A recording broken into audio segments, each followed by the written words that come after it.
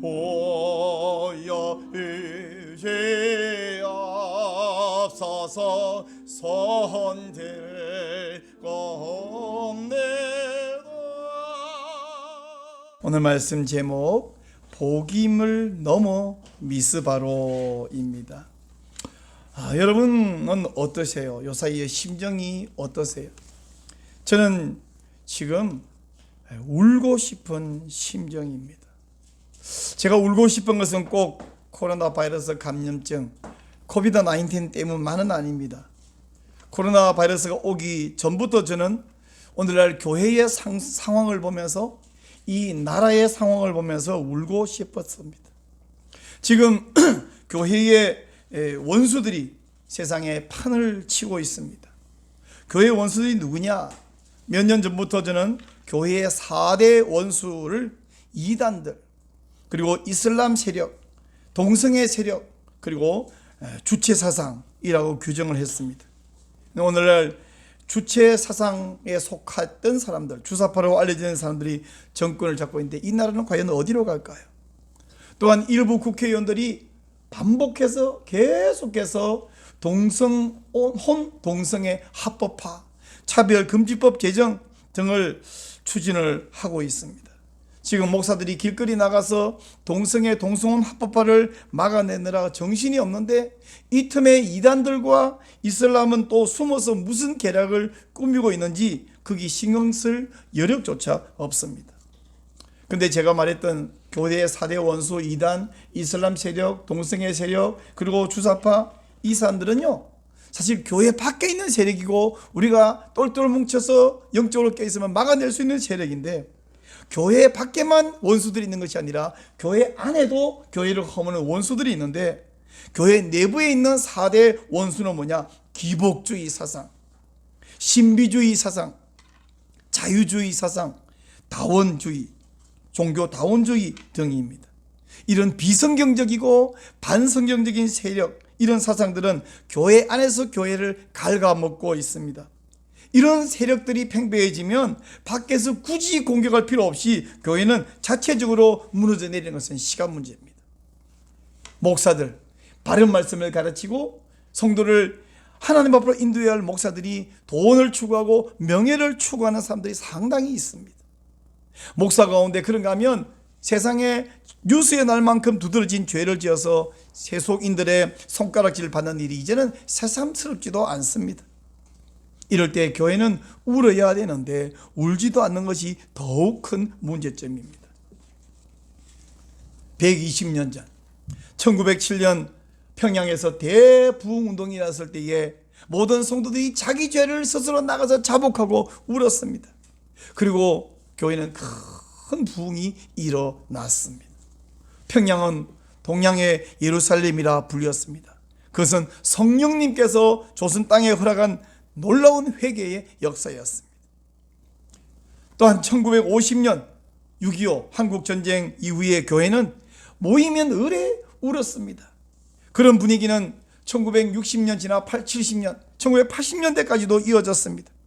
그 시대 70년대, 80년대 많은 목사님들은 설교의 끝이 거의 통성기도로 끝냈어요.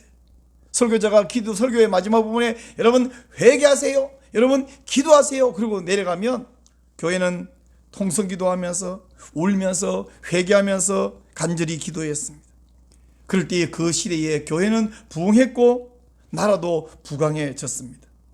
그러나 나라가 너무 잘 살게 되었기 때문일까요? 우리가 너무 타락했습니다. 이제는 한국교회는 울지도 않고 가슴을 치지도 않습니다. 죄를 회개하지도 않습니다. 정말로 오늘날은 울어야 될 시대인데 눈물이 메말랐어요. 아니, 눈물이 아니라 가슴이 메말랐어요. 여러분 보고 하는 말이 아니라 저부터 가슴이 메말랐어요. 전에는 울었는데 지금은 울지 않습니다. 그래서 저는 울고 싶습니다. 저부터 울고 싶습니다. 저라도 울고 싶습니다. 울어서 운다고 해결되는 것은 아니지만 울지도 않으면 심각한 병입니다. 1999년 2000년 뉴 밀레니엄을 앞두고 많은 깨어있는 성도들이 부르짖었습니다. 100년 전 평양 대부흥운동을 다시 일으키자, 다시 부흥을 주옵소서. 그래서 그 시대에 부흥이라는 제목 혹은 부흥 2000 등의 찬양이 유행했습니다. 제목이 부흥이 아니어도 부흥을 사모하는 그런 성령의 바람 다시 오소서라는 찬양이 유행했어요. 하지만 부흥은 부흥 찬양을 뜨겁게 모여서 부른다고 일어나는 건 아니죠. 부흥은 죄를 버리고 하나님께 돌아가는 통의 자복부터 시작되는 것입니다. 그런데 그나마 지금은 그런 뜨거운 찬양의 열기도 식어버렸어요. 코로나 직격탄을 맞아서 교회는 뜨거운 찬양은커녕 기도는커녕 예배조차 제대로 모이지 못하는 상황이 되었어요. 이런 상황에 여러분 우리가 할 수 있는 게 뭐냐? 저는 울어야 한다고 봅니다. 지금 교회가 울지 않으면 정말 두려운 것은 울 수밖에 없는 어떤 일이 벌어질까 봐 두렵습니다. 저는 간절한 마음으로 기도합니다. 주여 울게 하소서. 오늘 우리에게 주신 하나님 말씀에는 백성들이 우는 이야기가 기록되어 있습니다. 사사기 2장에서 그 사건을 한번 살펴보겠는데요. 하나님께서 이스라엘 백성들에게 하나님의 은혜로 하나님의 능력으로 적과 꿀이 흐르는 가나안 땅을 정복하게 했습니다. 근데 그 이후에 이스라엘 백성들은 여호수아가 죽고 나자, 그 시대에 함께 정복 전쟁에 동참했던 지도자들이 죽고 나자 그들은 하나님이 가장 싫어하는 두 가지 죄를 짓기 시작해요. 첫째는 가나안을 정복해라. 그런데 정복을 안 해요. 둘째는 그들의 죄를 본받지 말고 그들에게 동화되지 말라. 그 말 한마디로 줄이면 그들과 언약을 맺지 말라 그랬는데 그들은 언약을 맺었고 동화되었습니다.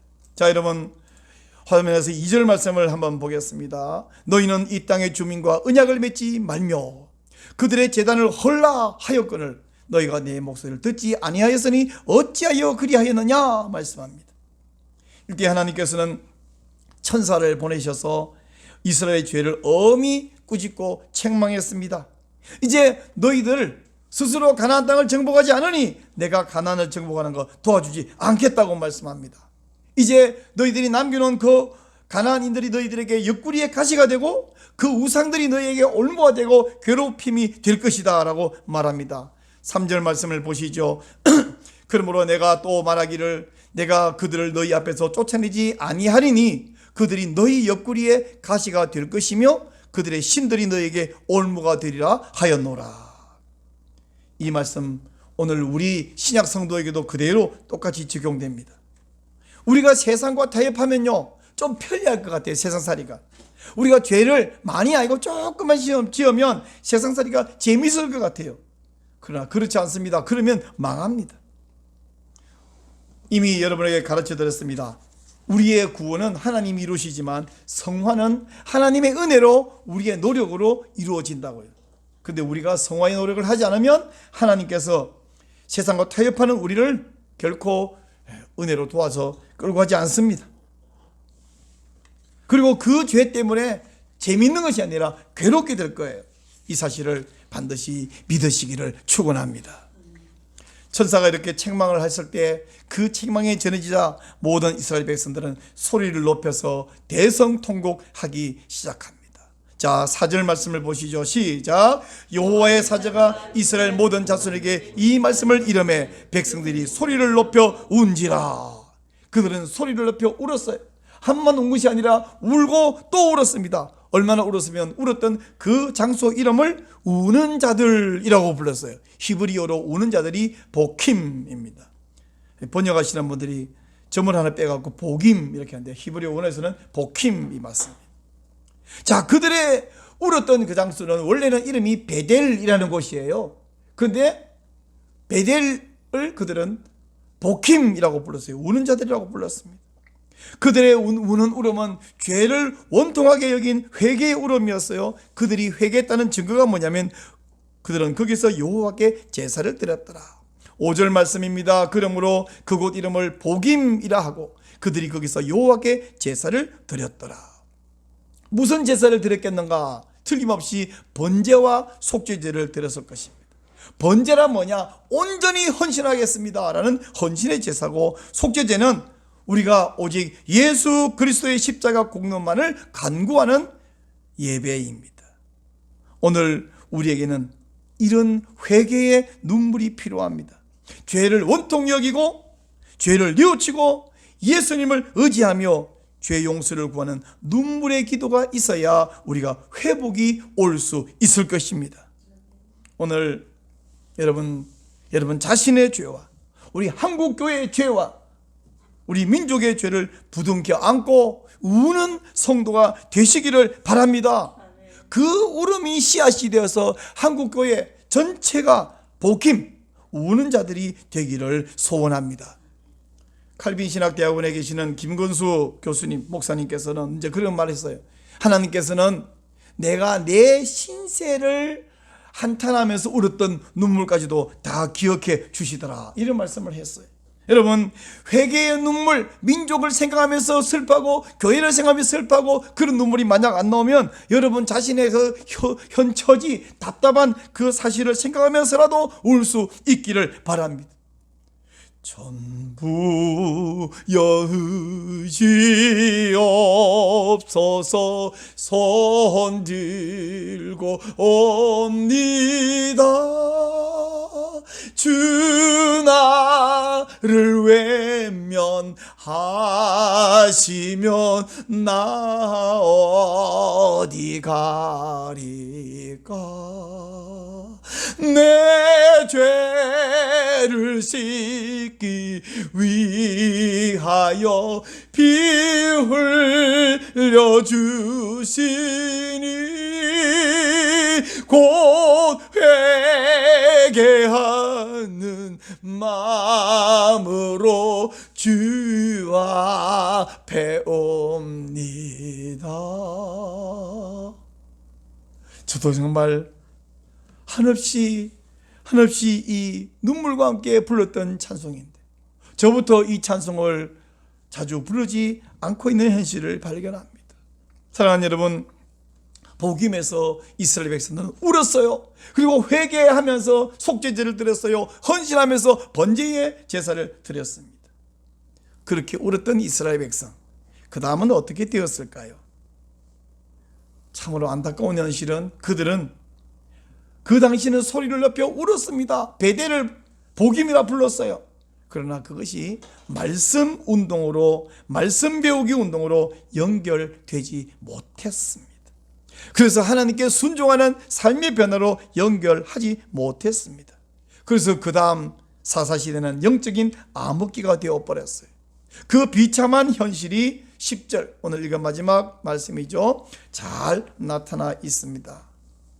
그 세대의 사람도 다 그 조상들에게 돌아갔고 그 후에 일어난 다른 세대는 여호와를 알지 못하며 여호와께서 이스라엘 위하여 행하신 일도 알지 못하였더라. 이 10절 말씀에는 매우 안타까운 슬픈 단어가 하나 등장하는데 바로 다른 세대라는 단어입니다. 다른 세대. 여러분, 하나님의 말씀을 배우지 않으면, 하나님 말씀을 가르치지 않으면 우리 다음 세대는 뭐가 되는지 아세요? 다른 세대가 되어버려요. 넥스트 제너레이션이 어나더 제너레이션이 되어버립니다. 이 다른 세대가 되어버린 그 사람들은 하나님 명령에 순종하지 않습니다. 그들은 눈앞에 있는 이익과 재미를 위해서 하나님을 거역하고 있습니다. 왜 이들이 다음 세대가 다른 세대로 전락해버렸냐 하면 그들이 말씀이 얄팍했기 때문에요. 말씀을 가르치지 않았고 배우지 않았기 때문입니다. 여러분, 우리는 울어야 합니다. 하지만 우는 것은 회개의 시작일 뿐이지 완성이 아니에요.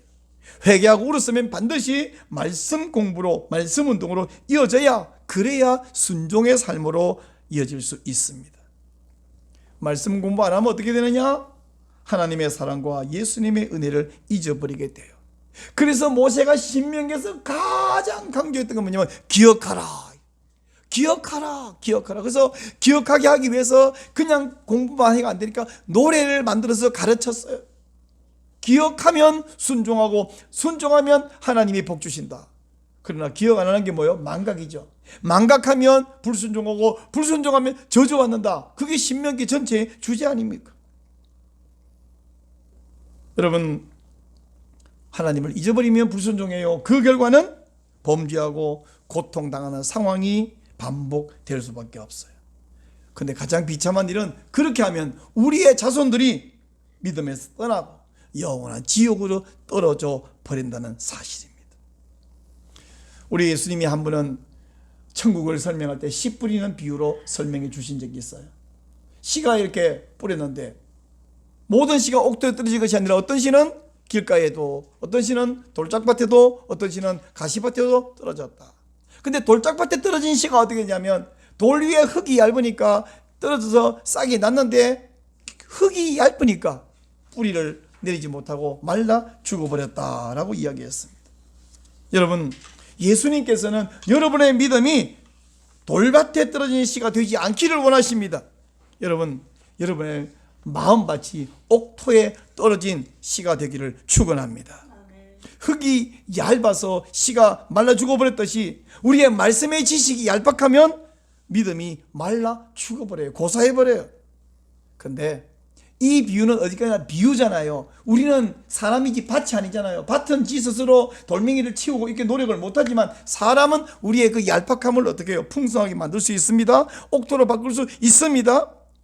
돌밭을 옥토로 바꾸려면 어떻게 하냐? 말씀을 배워야 됩니다. 말씀을 읽어야 됩니다. 말씀을 공부해야 됩니다. 그러기 위해서는 말씀을 사모해야 됩니다. 우리 한국교회는 한때 정말로 열심히 성경을 사모하고 공부했었습니다.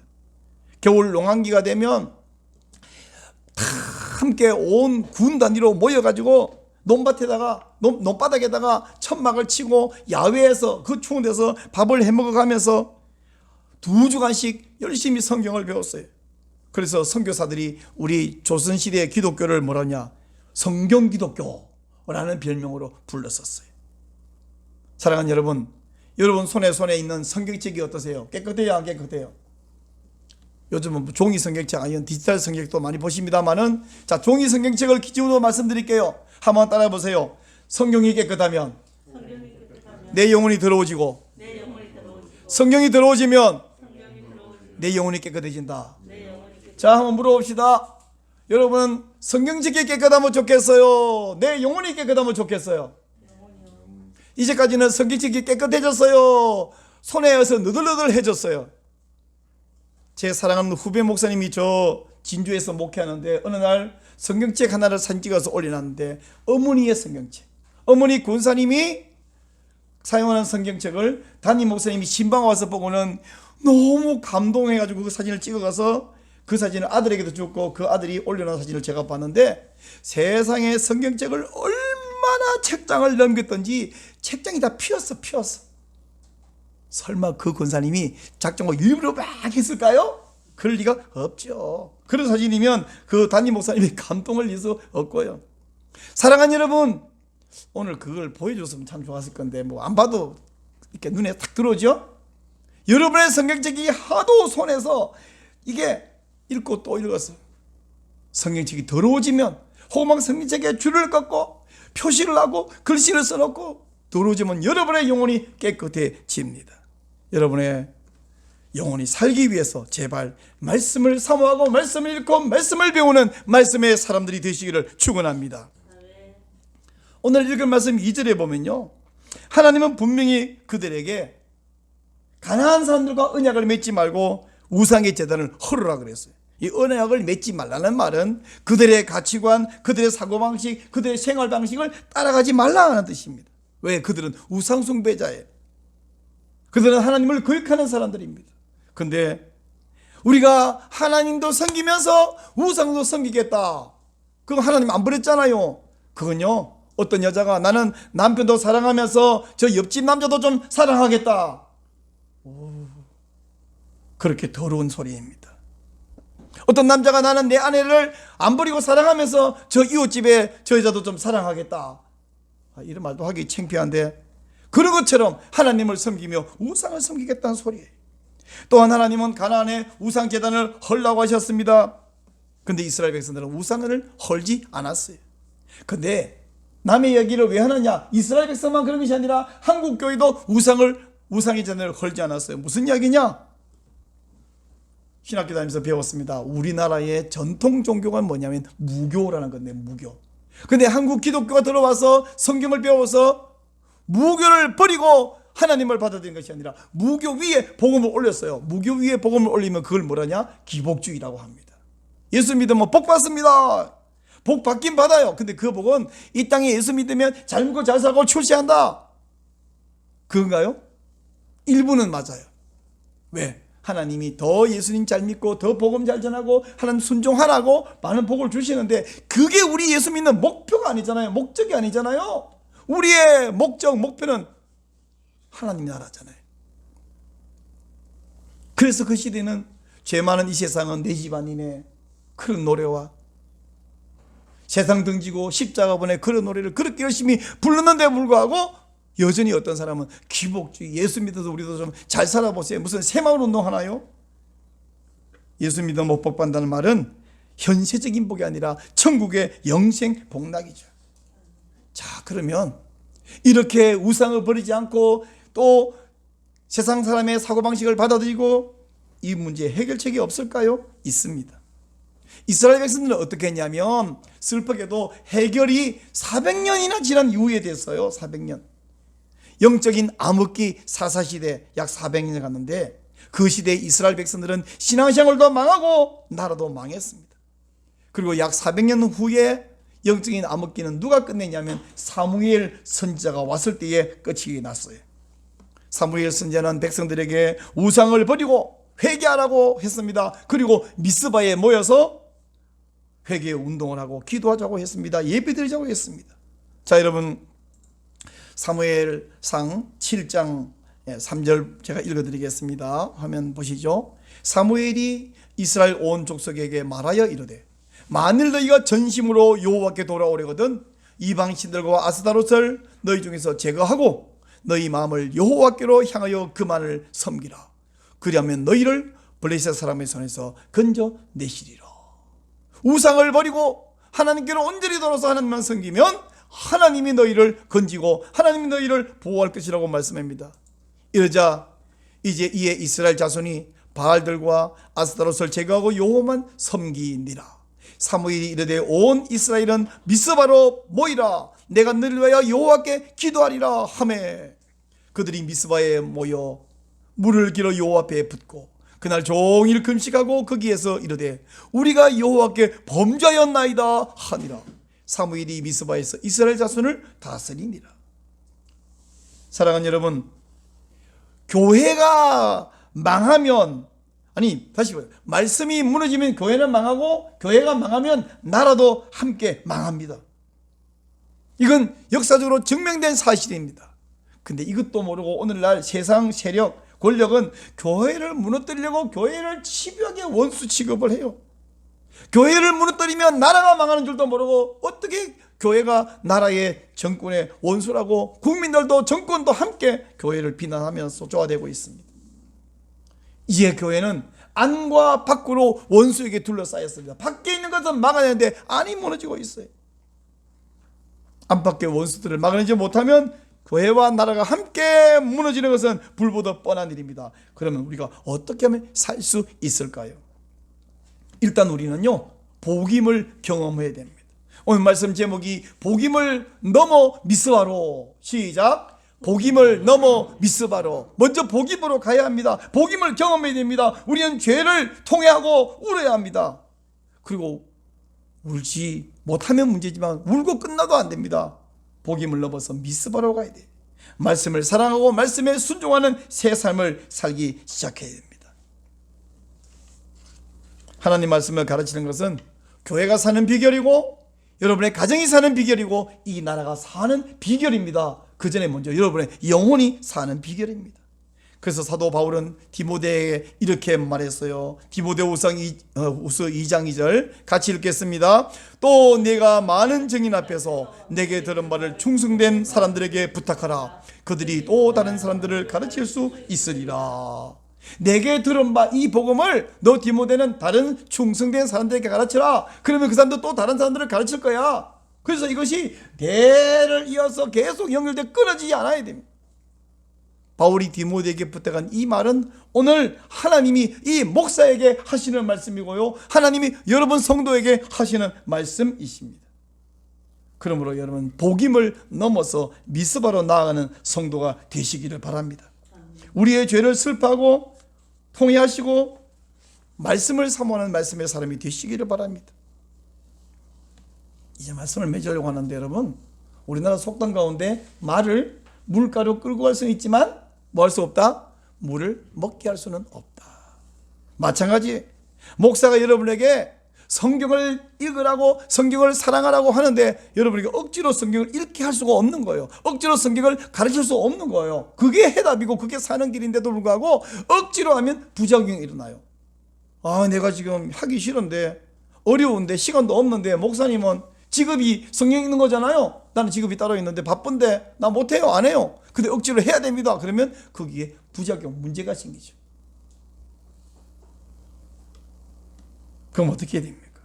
여러분이 스스로 성경을 사모하고 읽고 배우기를 원하고 해야 되는데, 사실은 여러분도 여러분 자신이 억지로 여러분 마음을 바꾸질 못해. 그럼 어떻게 돼요?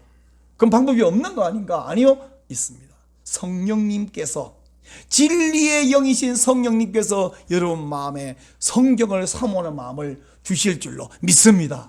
어떻게 하다가 조선시대에 한국교회가 성경기도가 되었는가? 그 시대에 성령 주신 은혜예요. 그리고 그 전에 성령께서 먼저 온 성도들이 나와서 자기의 죄를, 부끄러운 죄를 실토하고 고백하면서 울게 했는가? 회개의 영을 부어주시기 때문입니다. 지금 우리에게 그런 성령의 은혜가 필요합니다. 먼저 성령께서 우리에게 오셔야 됩니다. 어떤 성령으로? 회개의 영으로 오셔야 됩니다. 또한 진리의 영으로 오셔야 돼요. 그러므로 우리가 하나님의 이 은혜, 성령에서 보신 이 은혜를 간절히 사모하면서 또한 찬송하고 또 기도하십시다. 찬송하는 280장입니다. 280장, 제가 좀 전에 불렀던 찬송, 천부여 의지할 곳이, 의지할 사람이, 의지할 데가 없어서 손들고 항복하고 주님 앞에 옵니다. 주님이 만약 나를 버리고 나를 박대하고 나를 외면하면 내가 어디 가겠습니까? 누구에게 도움을 구하겠습니까? 주님은 나를 살리려고, 내 죄를 씻어주려고 피 흘려주신 주님이십니다. 회개하는 마음으로 옵니다. 이 손을 잡아주시고 이 마음을 받아주시고 눈물을 회복시켜 주시고 회개에 통해할 수 있게 하여 주시고 이제 우리를 살려주세요. 그리고 주님의 은혜를 의지해서 제가 살겠고 주님을 위해서 큰 일을 하기를 사모합니다. 우리 함께 손들고 찬송합시다.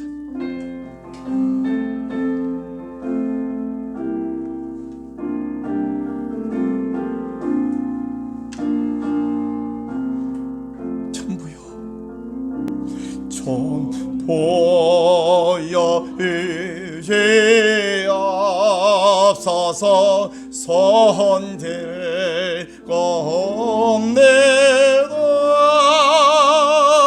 주 너를 외면하시면 나 어디 가리까? 내 죄를 씻기 위하여 피 흘려주시네. 곧 회개하는 마음으로, 곧 회개하는 마음으로 주 앞에 옵니다. 전부터 계신 주께서, 전부터 계신 주께서 영죄를 죄인을 보혈로 구해주시니, 보혈로 구해주시니 그 사랑하는 내 죄를 씻기 위하여, 내 죄를 씻기 위하여 피 흘려주시네. 곧 회개하는 마음으로 주 앞에 옵니다. 나 예수 의지함으로, 나 예수 죄함으로 큰 권능 받아서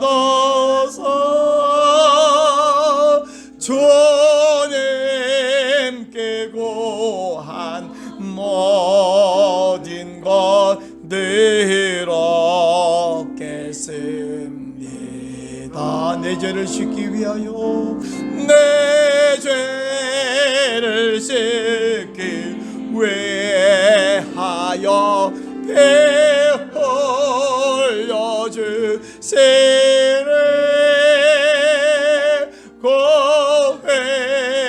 회개하는 마음으로 주 앞에 옵니다. 사랑하는 여러분, 우리 이 시간 이 찬송은 계속해서 반주해 주시기를 바랍니다. 우리 합심해서 한번 하나님께 간절히 기도하십시다.